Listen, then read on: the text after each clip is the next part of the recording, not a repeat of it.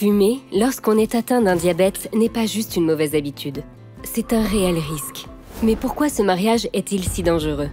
Le diabète est une maladie chronique multifactorielle qui touche plus de 4 millions de personnes en France. Il existe plusieurs types de diabète. Le diabète de type 1, de type 2 et les diabètes rares.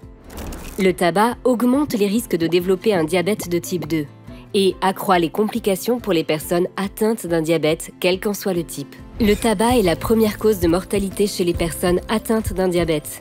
Il augmente les risques de complications graves cardiovasculaires, dont les artères bouchées, insuffisance rénale, baisse de la capacité visuelle. Les effets sont bien réels et trop souvent sous-estimés, voire méconnus. Il existe de nombreuses idées reçues. Je fume peu, je ne suis pas à risque. En réalité, même une faible consommation de tabac peut avoir un impact négatif. Si j'arrête, je vais prendre trop de poids. Le manque de nicotine peut effectivement provoquer des fringales et une prise de poids.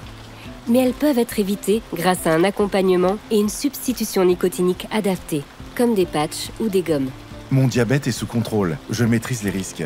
Même avec un diabète équilibré, fumer augmente les risques et aggrave les complications du diabète.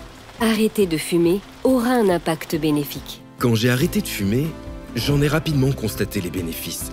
En quelques semaines, ma glycémie s'est stabilisée. Je suis moins essoufflé à chaque mouvement et j'ai pu reprendre une activité physique. J'ai aussi retrouvé le goût et l'odorat, donc les repas, c'est tout de suite plus sympa. En plus, avec ma diététicienne, j'ai pris de bien meilleures habitudes alimentaires. Bref, plus de stress.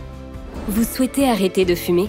Vos professionnels de santé, généralistes, diabétologues, cardiologues, dentistes, infirmières, kinésithérapeutes et sages-femmes peuvent vous prescrire des substituts nicotiniques au bon dosage.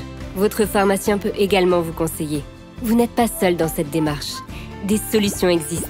Suivi médical adapté, thérapie comportementale et dispositifs d'accompagnement comme Tabac Info Service. Au début, je craignais vraiment de prendre du poids. Mais heureusement, grâce aux conseils de professionnels de santé et en persévérant dans mes efforts, j'ai réussi à mieux gérer mon diabète. Je me sens beaucoup mieux.